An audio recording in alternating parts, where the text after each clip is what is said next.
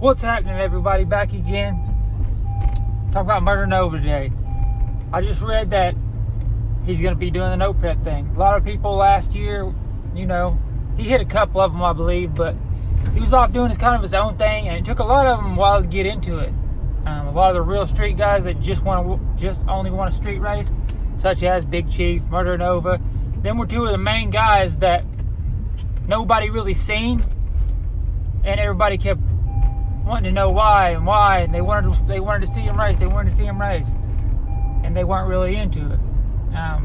Over time, more people got involved in it, to the point where pretty much everybody who is a big name racer, street racer, etc., are doing no prep. So Big Chief went out, did a couple of them, and ended up doing really well in it, and ended up liking it. So he came real close. He came in, he made it all the way to the finals, I believe, and lost in the last round, I think.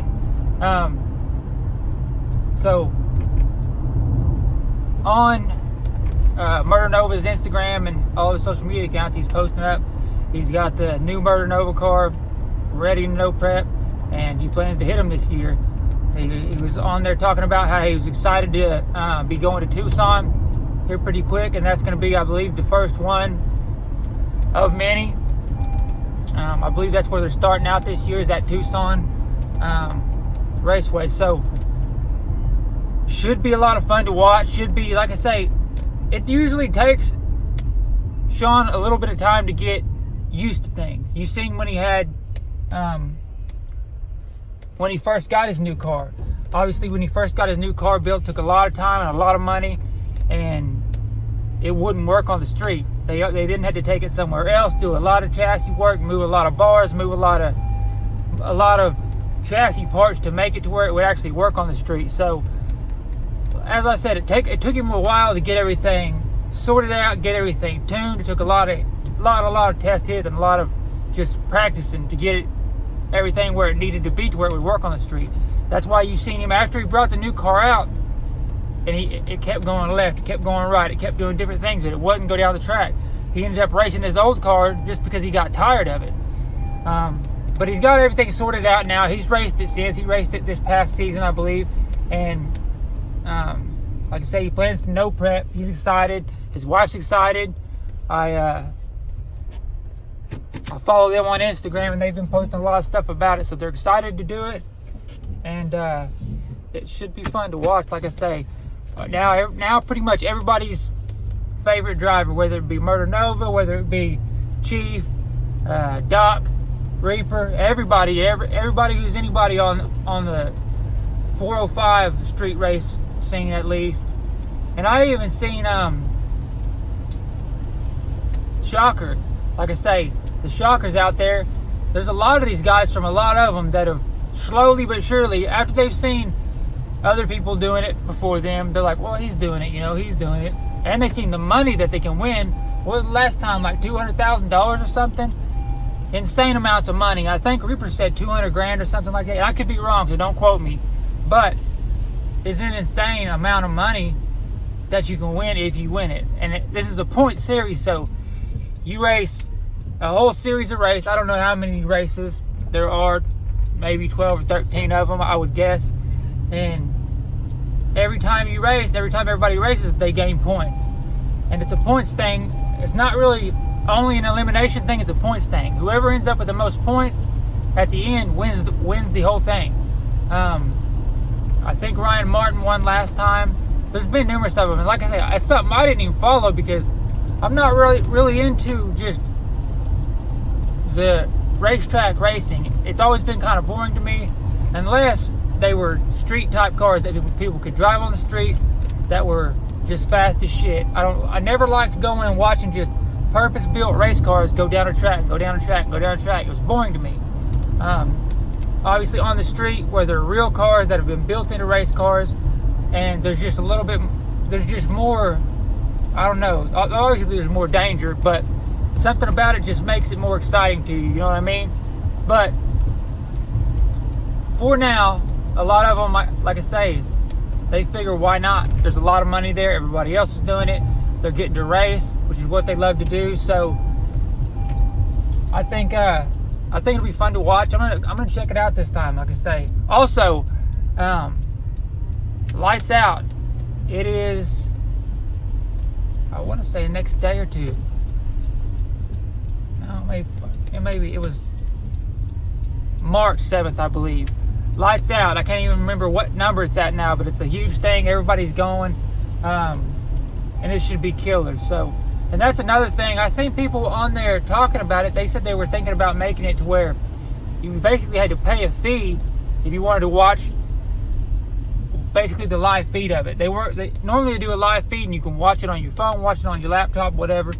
But they were talking about not doing it or doing it and making people pay. And I'm not sure if they ended up doing it, because I know a lot of people weren't going to pay to watch it. You know what I mean? Especially since the next day or so it will probably be up on YouTube anyways. So that's where that's at. I don't know. I thought I'd bring it up. That's always a killer race. Anybody that's any type of fast will be there. So if that's your thing and that's what you're into, make sure you definitely catch that. But other than that, like I say, I just wanted to speak on Murdernova doing the no prep thing. Like I say, Murdernova is he's just a good guy, a nice guy, a friendly guy. If you ever run into him at the track and you want to stop and say hi to him, always nice, always, he'll shake your hand, take a picture with you, you need to sign something, whatever. Just a nice guy, friendly guy, laid back, just, you know what I mean, normal guy. A lot of these guys get big heads because they've been on TV, so they think, oh, they're the shit, they're a movie star, and they want to act that way. But like I say, he's not one of those guys. He's a nice ass guy. And also, if you guys haven't seen, a lot of people wondering where they weren't hearing a lot from Murdernova, they weren't seeing a lot from Murdernova, and then all of a sudden if you've seen the Scout, he built a Scout, he built a Blazer.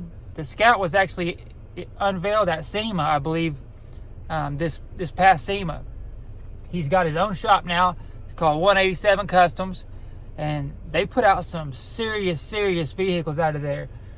A lot of bagged, slam stuff. They've got an older, like a 70 model Blazer, an old Scout, which is killer.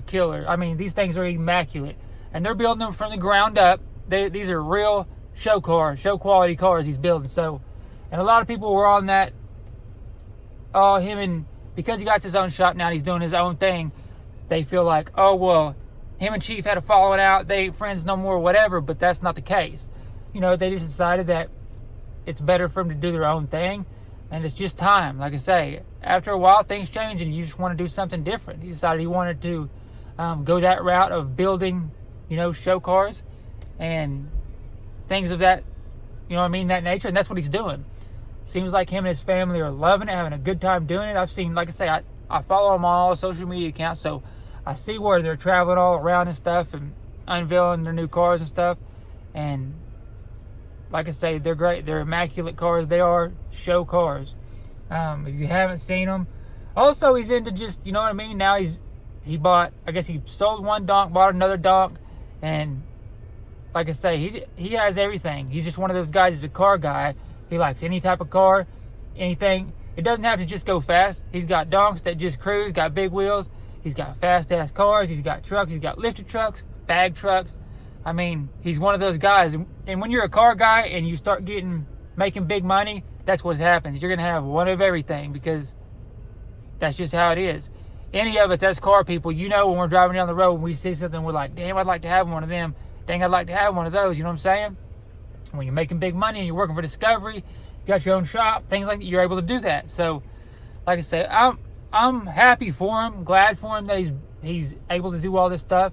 And this is a different direction, because street outlaws won't last forever. You know what I'm saying? It's a big thing now, and they're big, they're doing their thing and whatever. But it's good that these guys are getting shops, opening shops, bringing in, you know what I mean, other ways of revenue. Obviously, even if, say, Street Outlaws ends tomorrow, they're still going to have their names. People are still going to know them. They can still, like I say, he has his shop now, and it'll bring in a crowd no matter what. And that's what's good about it.